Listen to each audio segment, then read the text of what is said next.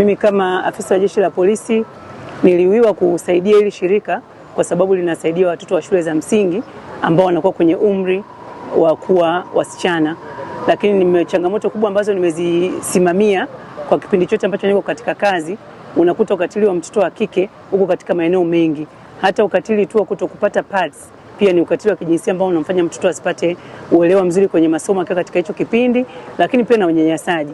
Kuna wazazi wengine wanaweza kukosa hela ya kumpa mtoto ataingia kwenye mahusiano, mimba za utotoni au hata kupata magonjwa. Mimi kama mzazi nikawiwa kuhakikisha kwamba naweza nikasaidia hili shirika, kwa sababu kuna watoto wa kike wengi wanapata madhara au wanaingia kwenye mahusiano kwa ajili ya kukosa hizi sanitary pad.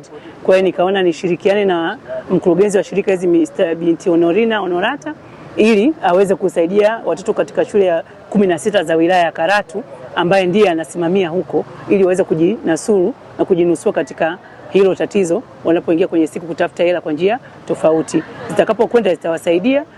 Mbali na Jeshi la Polisi tunasimamia ukatili wa kijinsia kwa masuala hayo, lakini tunakutana na vikwazo vingi sana ambavyo watoto wanasema niliingia kwenye mahusiano kwa sababu kuna siku nilikuwa hivi, nikakutana na mtu akanisaidia. Baada hapo nilipomaliza siku zangu nikaingia kwenye hilo, akapata ujauzito, lakini familia ikamtenga kwamba kumuonyesha kwamba yeye ni muhuni au hana maadili, amepata mimba kwa njia hizo. Kwa hiyo nikawiwa kama afisa wa Jeshi la Polisi ambaye anadili na masuala ya ukatili wa kijinsia, lakini pia kama mzazi ili kuweza kuwasaidia.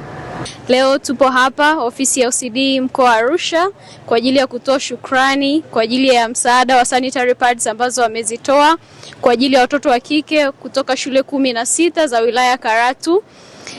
Pad hizi zinaenda kumrejesha mtoto wa kike shuleni, lakini pia inaenda kumjengea utu na kumsaidia mtoto wa kike aweze kusoma na kufaulu na kutimiza ndoto zake.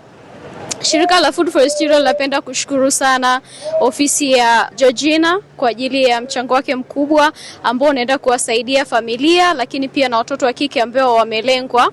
Shirika linapenda pia kutoa ari na kuwakaribisha wadau mbalimbali wa sekta ya afya na elimu ili kuweza kutimiza malengo ya kuwarudisha watoto wa kike shuleni.